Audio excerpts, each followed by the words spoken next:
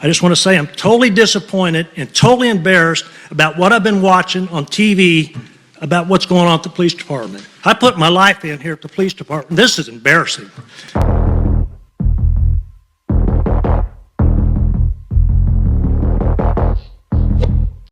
Welcome back to the channel, everybody. This city council meeting took place on June 16th, 2025 in Independence, Missouri. Now, the government sells the general public the idea that we need police to keep us safe from violent criminals and to keep our kids safe. And the majority of the public agrees with this. And because of that, they worship police, never question anything they ever do, and support them no matter what. Well, this man right here, his name is Bo Knopf, and he has so much overwhelming evidence that his grandson Remy was violently assaulted to the point where it made him handicapped for the rest of his life. He's going to have a powerful public statement, and the police won't do anything to the people that hurt his grandson. Now, let me say this. In Independence, Missouri, I guarantee you, nobody walks on the wrong side of the road in front of police, and nobody rides down the streets without the proper reflectors on their bicycles without getting dealt with and harassed and arrested by the police. But they won't go after this man's grandson's attackers and put them in jail. So the police in Independence, Missouri is completely out of control. But don't take my word for it, because after Bo speaks, we're going to hear from a retired police officer from Independence, Missouri, and he's going to tell you just how out of control this police department is. Without further ado, let's get right into the public comment. My name is Bo Knopf. I live at Missouri. Good evening. My name is Bo Knopf. I come to you tonight as a last resort to present documented evidence and medical reports and ask for your help with the Independence Police Department. Nothing I say tonight is hearsay or my interpretation of the events that took place. On May 3rd, 2024, we were blessed with our first grandbaby, Remington James Amua. He was a little underweight, but overall healthy. He was released from the hospital into his mother and her new boyfriend's care on May 6th, 2024. June 18th, our lives changed forever. We received a call that Remy was taken to Children's Mercy with life-threatening injuries, and nobody could tell us if he was going to make it. When the paramedics arrived at Executive Inn Suites on East 40 Highway in Independence, Remy was unresponsive and had been for at least 15 minutes, according to multiple police statements.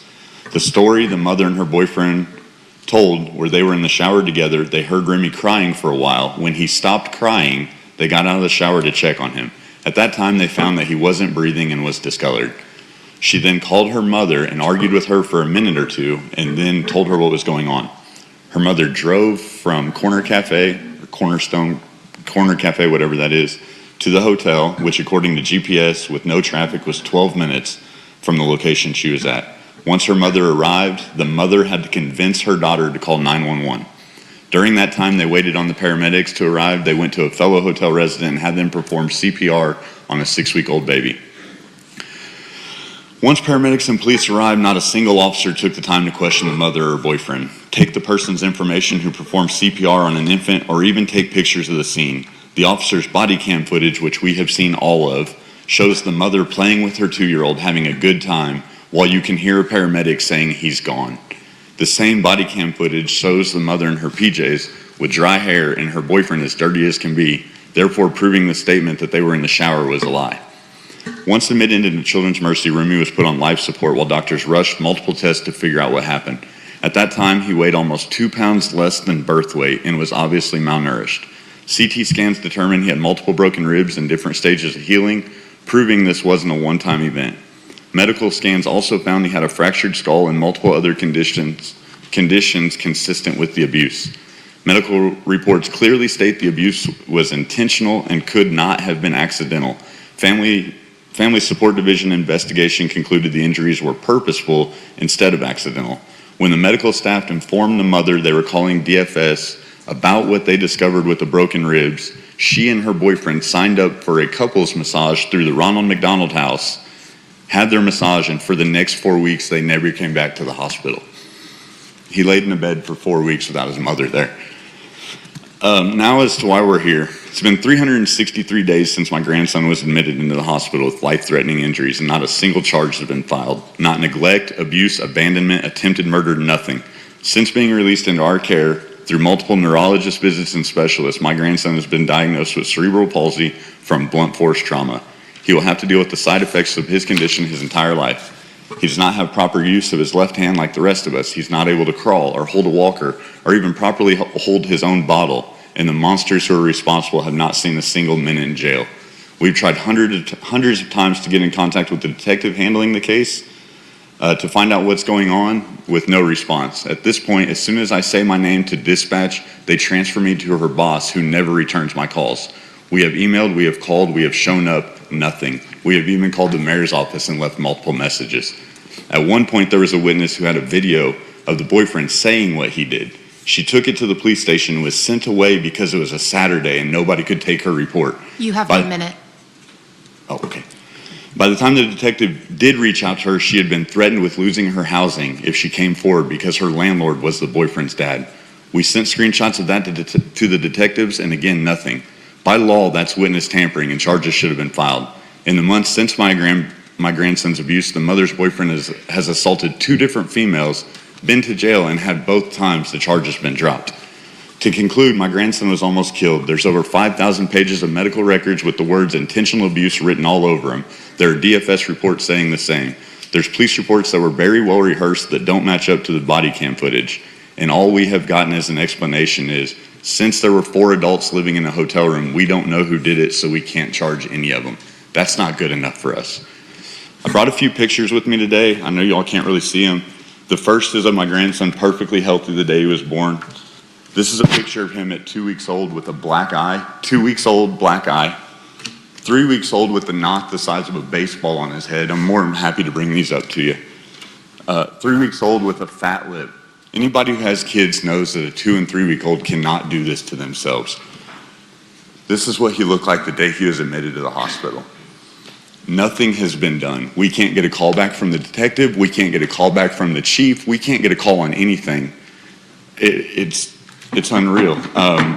All we're asking for is justice. We've taken the police statements and medical reports and body cam footage and DFS reports to multiple other prosecutors' office and local police jurisdictions to get guidance. I apologize. Yes, sir. Your time is in fact expired. I'll be happy to spend as much time this evening with you when the meeting's over if you want to stay that long. Yes, sir. Or we can take time tomorrow to meet. As long as I need to say, I'll be happy to meet with you personally and to have that discussion, but the time has expired, and be respectful to the speakers. We've got to be respectful of that. This is infuriating, man. My blood is boiling after listening to that. Why won't the cops do anything? I mean, I don't care if there's 4 people in a hotel room or not, the mother or the guardian or the father should be held responsible. This is absolutely mind-blowing. And my guess is the police are too busy investigating cases of people walking on the wrong side of the road and serving search warrants on those people's phones to be investigating and dealing with real crime like this. Let's hear what this retired police officer has to say about this same police department. Thank you for your time. Thank you very much.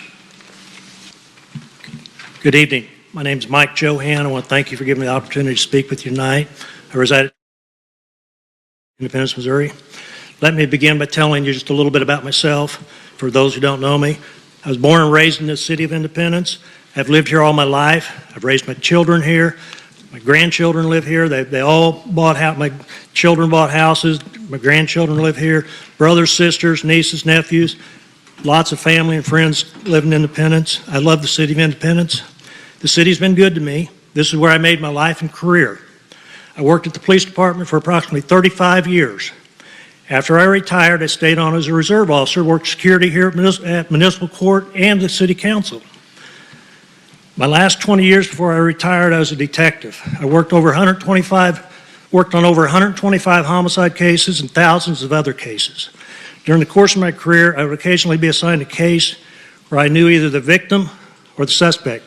I would immediately have that case reassigned to a different investigator. I did that because if I investigated that case, that would be a conflict of interest and totally unethical for me to investigate because of biases. Based on what I just told you about myself, I just want to say I'm totally disappointed and totally embarrassed about what I've been watching on TV about what's going on at the police department. I put my life in here at the police department. This is embarrassing. I'm sure you, the council, I'm sure you're embarrassed about what's going on. I've been reading social media, all the comments, majority of the comments are totally negative about the police department. People that I socialize with ask me, what's going on in that mess over there? And I tell them, I don't know. I don't work there no more. But I do know this. It's got to be fixed. I have information there's an internal affairs investigation going on with the chief. I'm not here to judge the chief. I have no information about what may or may not have occurred. But I do know this. Based on my investigative experience, no investigation should be done by its own department. This should be done by an outside agency such as the Missouri Highway Patrol. No subordinate should be investigating their own boss. I think it's an outrage. You'd even put an officer in that position to investigate his own boss. In fact, I don't even believe it's fair that the chief would be investigated by his subordinates. I don't think he's getting a fair shake either. I think it needs to go to the Highway Patrol. And I know the Justice Center bond failed here a few months ago, and I believe you might want to put it back in front of the voters. And if you ever want to pass that bond issue, you need to win back the trust of the voters. Because I believe based on what's going on, I don't think that the vast majority of the voters trust you anymore. You talk about transparency, then prove it and have an outside agency conduct an investigation, because currently what you are doing is totally a conflict of interest, and I believe is totally unethical. You, the council, need to take charge of this. This city's getting a black eye from all this. You need to take charge and have an outside agency investigate that.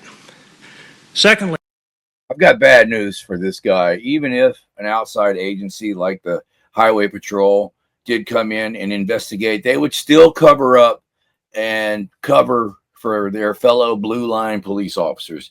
We see it all the time here in Texas.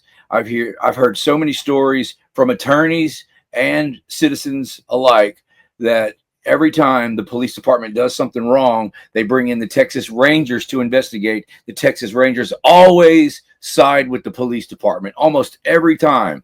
And I have a lot of evidence to back up that statement as well. So this guy hoping that another agency will take over and do right. I mean, it sounds good, but it's not going to happen. They're all going to cover for each other. They're all a bunch of criminals. They're going to back the thin blue wall of silence. And that's just the way it is. I also want to talk about all the lawsuits that have been filed by the police officers against the city. During my 40-year career here, I only know of 1 or 2 lawsuits in 40 years. You've had about 15 lawsuits filed in the last 2 years. Matter of fact, I just saw in the news again, one was filed in federal court just a couple days ago. Based on conversations I had with other people that I know that still work the police department, there's more coming, folks. There's a lot more lawsuits coming. This is costing the taxpayers millions of dollars. I know insurance is going to pay for some of this, but I do not believe you have enough insurance to cover all this. I'm not even sure who will insure you next year. Your premiums, if you do find somebody, it's going to be outrageous. You have 1 minute. It's costing us taxpayers a lot of money that could be more wisely spent. Once again, the majority of the voters will not pass a bond issue for the Justice Center based on millions of dollars being paid out on settlements to police officers. Why would anyone want to vote to raise their taxes when we're giving out millions of dollars in settlements? You all need to get your house in order. This is a failure of leadership. I don't know if it starts here at City Hall or if it starts at the police department, but this reflects on you, the City Council, and you know that. Once again, you, the City Council, need to take charge of this situation, hire an outside consultant, and have them investigate what the problem is that's causing all these lawsuits so you can put a stop to this insanity. You, the council, needs to earn back the trust of the voters and be transparent about the findings of the consultant. Please have a conversation about what I just talked about and take action. I urge you, because I poured my life into this city and I want this city to be the best it can be, and right now it's not. Thank you. I just want to say I salute good police officers like Mike Johan. After dedicating his entire career to serving with integrity, he now looks back with disillusionment. heartbroken to see the system he once believed in, rotting from within, corrupted by power, plagued by dishonor, and overrun by the very kind of people he once swore to stand against. That's going to end the video, ladies and gentlemen. Make sure you hit the like button and make sure you're subscribed and share this video all over the place. See y'all later.